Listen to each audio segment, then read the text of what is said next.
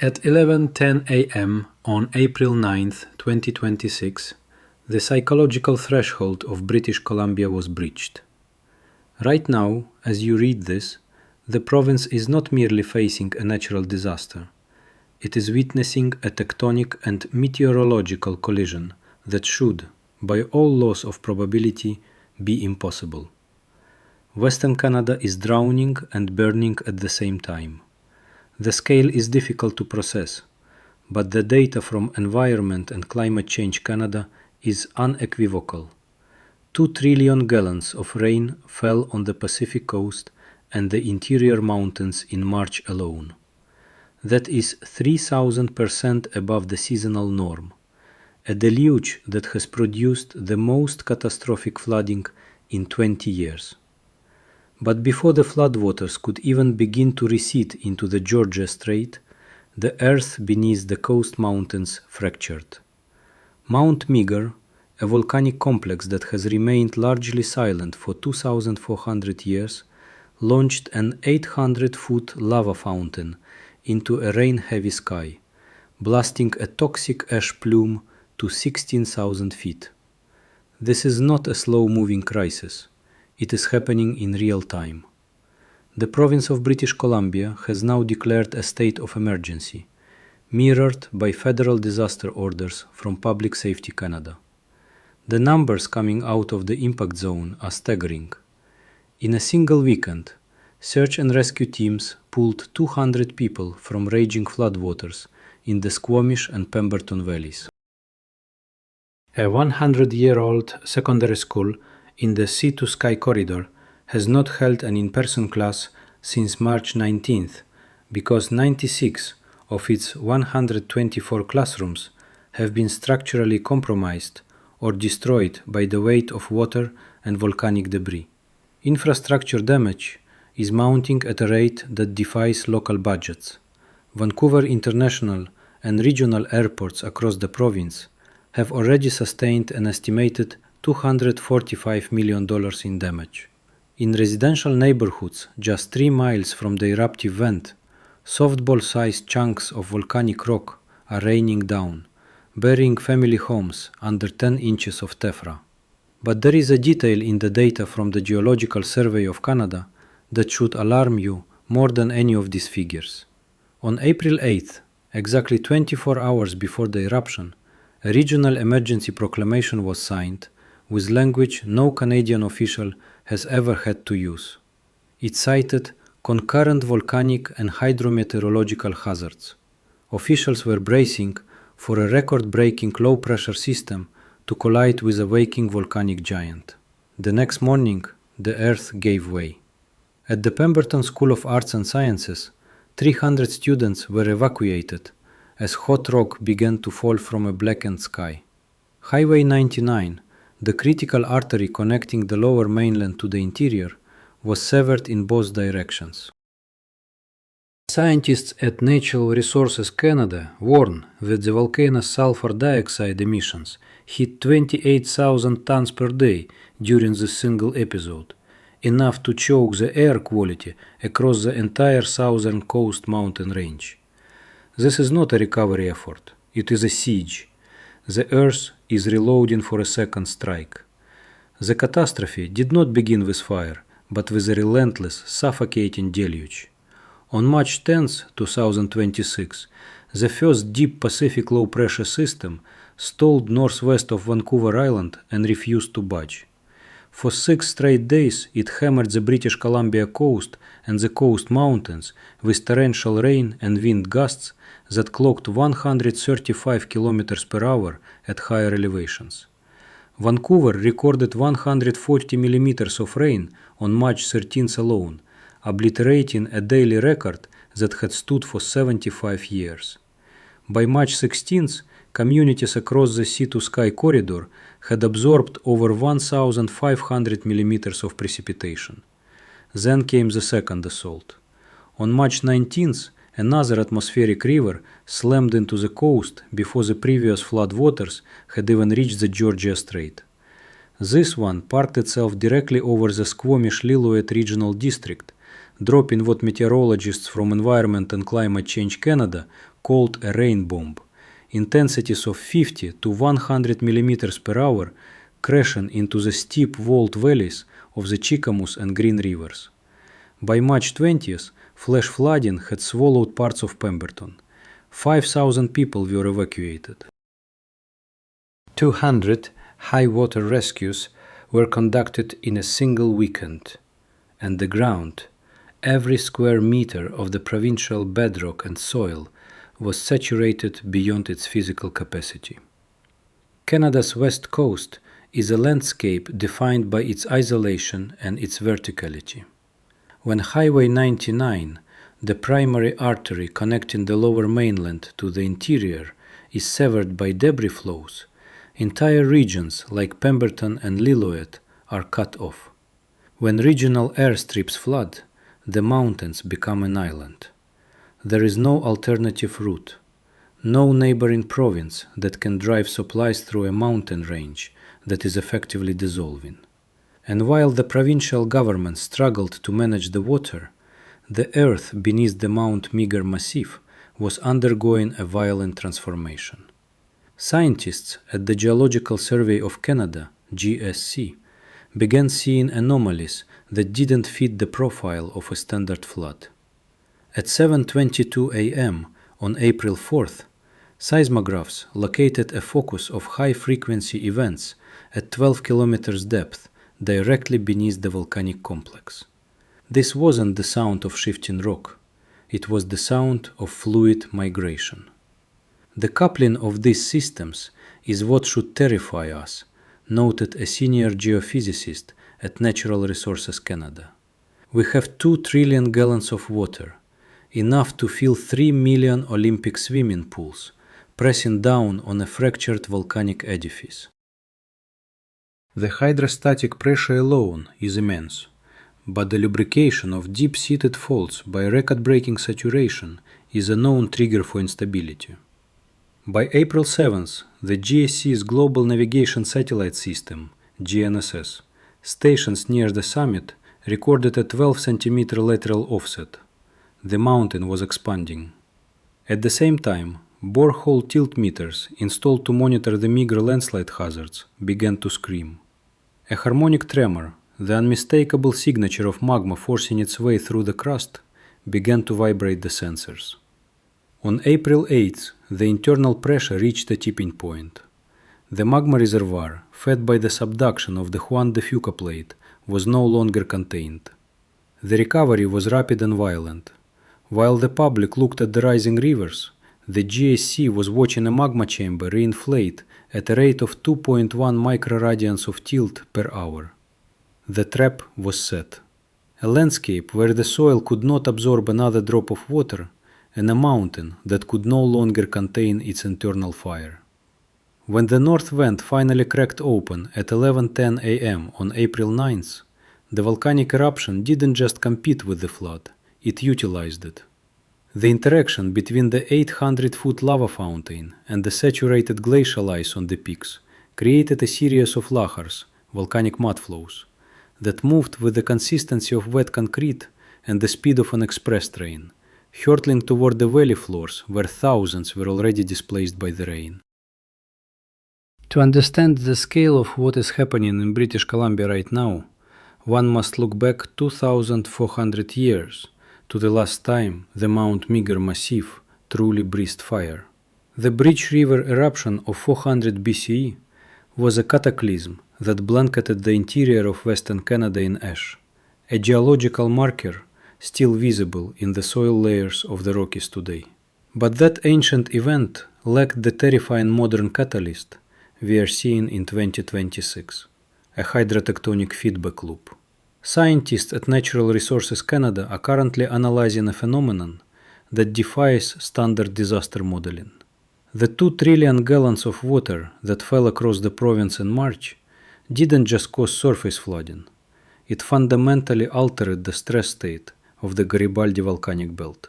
The physics are as brutal as they are simple. This volume of water, roughly 7.5 billion cubic meters, exerts a staggering amount of vertical pressure on the Earth's crust. This is known as hydrological loading.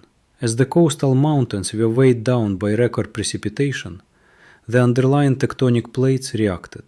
Simultaneously, the deep infiltration of floodwaters into the fractured crystalline basement rock reduced the effective stress on ancient fault lines. In effect, the rain lubricated the very plumbing of the volcano.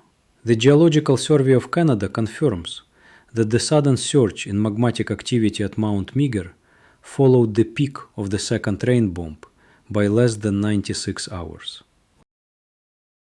This isn't a coincidence, it is a coupled system failure. The data from the GSC's monitoring stations near Pemberton and Squamish is rewriting the record books.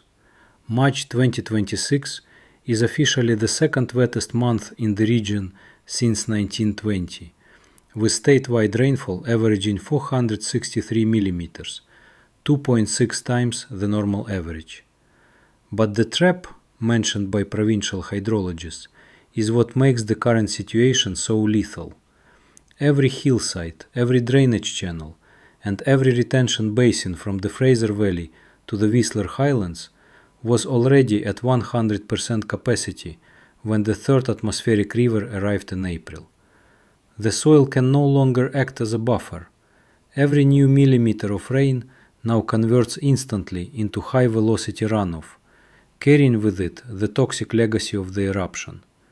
On April 9th, as the 800-foot lava fountain pierced the cloud deck, the sulfur dioxide emissions hit 28,000 tons per day. To put that in a Canadian context, that is roughly 4 times the daily sulfur dioxide output of the entire national industrial sector, concentrated into a single mountain valley.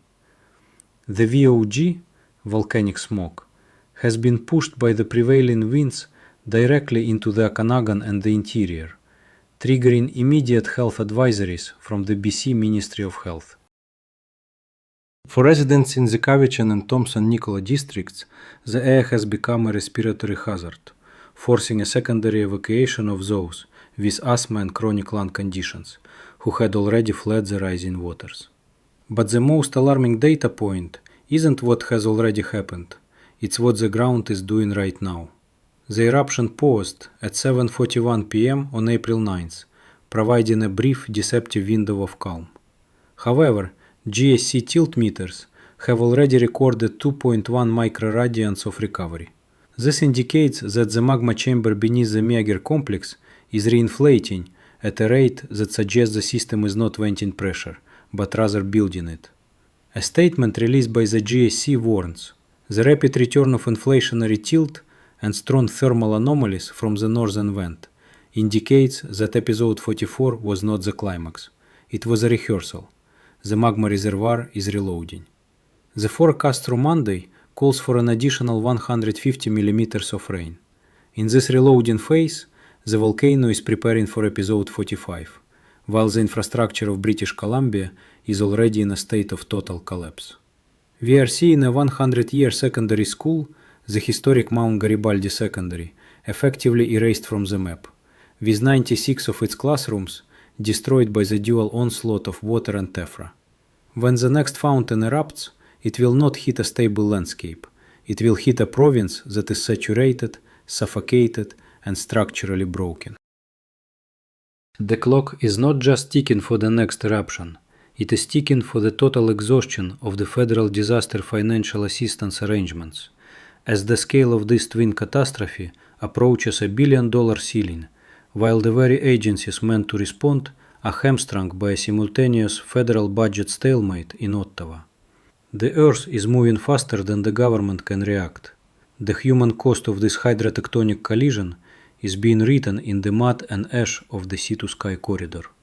Behind the staggering statistics of 2 trillion gallons of water and 800-foot lava fountains are the individuals currently trapped in a landscape that has turned hostile. Captain Julian Desjardins, a veteran search and rescue specialist with North Shore Rescue, described the scene in the Pemberton Valley on the morning of April 10th as a theater of the impossible. Desjardins and his team were operating in what he called the gray zone, an area where the rising flood waters of the Lillooet River were emitting the primary ashfall from Mount Meager. We were pulling families off rooftops in the dark, Desjardins reported in a simulated transcript from the regional command center. But the water wasn't just water, it was a thick abrasive slurry of glacial silt and fresh volcanic ash. The outboard motors on our rescue boats were seizing within minutes because the ash is essentially powdered glass. You are trying to breathe through a respirator while navigating a river that has risen 10 meters above its banks. And then you look up and see the sky glowing a demonic red from the fountain 3 miles away. There is no training manual for this.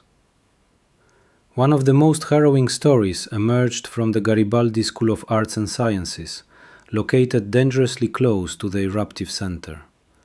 Vice Principal Chris King Gates was on site when the north vent fractured. The sound wasn't a bang, it was a continuous low-frequency roar that you felt in your teeth, he recalled. As the 16,000-foot ash plume began to collapse under its own weight, softball-sized chunks of tephra, volcanic rock, began to rain down on the school's playground. King Gates and his staff had less than 20 minutes to mobilize 300 students into armored transport and evacuation buses. We had kids holding their backpacks over their heads to shield themselves from falling rocks. By the time the last bus cleared the gates, the air was so thick with sulfur you couldn't see the tail lights of the vehicle in front of you. 3 miles northeast of the crater in the Pemberton Meadows subdivision, the scene is one of total burial. Residents who fled the floods on March 20th returned to find their properties under 10 inches of volcanic rock. The weight of this tephra, when saturated by the ongoing rain, has caused the catastrophic failure of hundreds of residential roofs. This is the loading problem. Volcanic ash is heavy, but when it acts as a sponge for torrential Canadian rain, its weight triples. Engineering reports now suggest that nearly 40% of the structures in the immediate vicinity of Mount Meager are beyond repair. The damage to infrastructure is calculated in the hundreds of millions, but the logistical paralysis is what is truly life-threatening. Highway 99, the lifeblood of the region, remains sealed between mile markers 25 and 40. This is the only paved artery connecting the lower mainland's medical facilities and supply chains to the isolated communities of the interior. With the highway severed and regional airports like Squamish and Pemberton sustaining $245 million in damage, their runways buried under silt and ash, the islands of humanity in the mountains are effectively cut off. When the power grid failed at 2 p.m. on April 9th, it wasn't due to wind. BC Hydro technicians reported that the volcanic ash, which is highly conductive when wet, caused massive flashovers on high-voltage insulators and transformers across the sea-to-sky district. Entire valleys went dark just as the eruption intensified. In the midst of this, the education system has been gutted. The British Columbia Ministry of Education has tallied $171 million in damage to public schools. Vanetta Secondary, a century-old institution on the coast, suffered $37 million in damage alone. 96 of its 124 classrooms, along with the library and gymnasium, have been declared structural losses. For the parents and students of the region, the trauma is twofold. They have lost their homes to the water and their future to the mountain. Lawmakers now predict that in-person learning for thousands of students will not resume until at least 2027. But the crisis behind the crisis is unfolding 4,000 kilometers away in Ottawa. On April 9th, Governor General Mary Simon and the Prime Minister approved a major disaster declaration, a move intended to unlock billions in Federal Disaster Financial Assistance Arrangements (DFAA). On paper, this should provide a 90% federal cost share for recovery. However, the reality on the ground is grim. The Federal Disaster Relief Fund is dangerously low because the Department of Finance and Public Safety Canada have been caught in a legislative partial shutdown for 8 weeks. A $26 billion appropriations bill that would replenish these emergency funds is currently stalled in the House of Commons. British Columbia has been handed a disaster declaration for a multi-billion-dollar catastrophe, but the agency responsible for cutting the checks is operating on fumes. The ecological fallout is equally devastating. The Fraser River and its tributaries, the primary spawning grounds for Pacific salmon, are being choked by ash and acidic runoff. The SO2 emissions of 28,000 tons per day are creating localized acid rain, which is stripping the needles from the old-growth forests of the coast mountains and altering the pH levels of the delicate alpine lakes. We are witnessing the systematic dismantling of an entire province's biological and economic foundation, and as the sulfurous fog, the VOG, rolls into the Okanagan, the gold rush of BC's wine and fruit industry is facing total crop failure. The air is toxic, the ground is saturated, and the federal safety net is frayed to the point of snapping. This is the state of the nation as we wait for the mountain to reload. The terrifying reality of April 14, 2026 is that the data is no longer following a historical curve. It is creating a new, violent trajectory for the Canadian West. The question is no longer what happened during the peak of the floods or the initial eruption of Mount Meager. The question is what happens when the next 48 hours of meteorological and tectonic data collide. According to the latest bulletins from the Geological Survey of Canada, the tilt meters installed on the south flank of the massif have surpassed 3.5 microradians of inflationary tilt. This is a significant escalation from the 2.1 recorded just days ago. The magma chamber is not merely refilling, it is pressurizing at a rate that suggests a higher viscosity batch of dacite magma is pushing toward the surface. Scientists at Natural Resources Canada have categorized the current status as a reloading event. Episode 44 was a release of pressure from the shallow hydrothermal system. Episode 45, which the models suggest is imminent, could involve the primary magmatic reservoir. While the tectonic pressure climbs, the atmospheric pressure remains dangerously low. Environment and Climate Change Canada has issued a red-level weather warning for the entire south coast. An additional 150 millimeters of rain is forecasted through Monday. This is the ultimate nightmare for emergency planners. The ground is physically incapable of holding more water.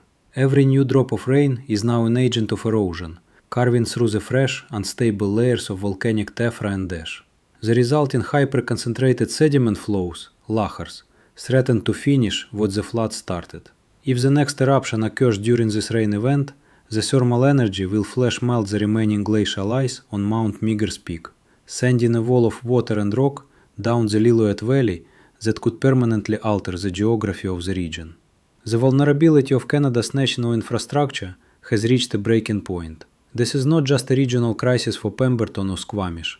It is a systemic threat to the Canadian economy. The Port of Vancouver, which handles over $550 million in trade every single day, is currently operating at 15% capacity. The ash plumes from the April 9th event have already compromised the air intake systems of the heavy machinery and locomotives required to move cargo. If the next eruption plume shifts south towards the lower mainland, the gateway to the Pacific will be shuttered indefinitely. The CN and CPKC rail lines, the primary conduits for grain, potash, and consumer goods to the rest of the country, remain severed by washouts and debris flows. Canada is essentially an island nation right now, with its westernmost province physically and economically detached from the interior. But it is the local scale that remains the most haunting. In the temporary emergency shelters across the Squamish-Lillooet district, the air is thick with the scent of sulfur and damp insulation. 6 emergency shelters remain open on Vancouver Island and the lower mainland, housing thousands who have lost everything. The students of the Pemberton School of Arts and Sciences, the 300 children who fled as the sky rained rock, are now waiting in community centers. They are the faces of a generation that is being displaced by a system failure they did not cause. They are breathing air that has been declared toxic by the BC Ministry of Health, watching their communities buckle under the weight of three simultaneous disasters: the water, the fire, and the silence from Ottawa. The Federal Disaster Financial Assistance Arrangements, DFAA, are intended to be the final safety net, but with a $26 billion appropriations bill still stalled in a deadlocked House of Commons, the major disaster declaration, signed by the Prime Minister, feels like a hollow promise to those on the ground. The state of the nation is one of suspended animation. We are waiting for the earth to move, waiting for the sky to clear, and waiting for the money to arrive. But the data does not wait for politics. The GNSS stations show the crust is still expanding. The seismographs are recording a steady increase in long-period events, signaling that magma is within 3 kilometers of the surface.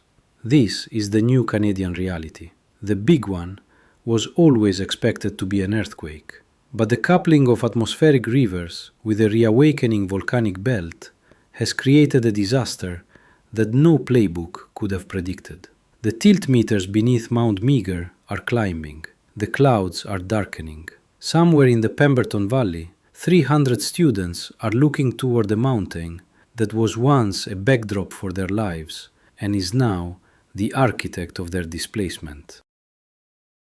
They are waiting to find out if they will ever walk back into their school again, while the earth beneath their feet fills with fire and the sky above them refuses to stop falling. The data is clear. The eruption window remains open through April 15th. The next episode is not a matter of if, but of when.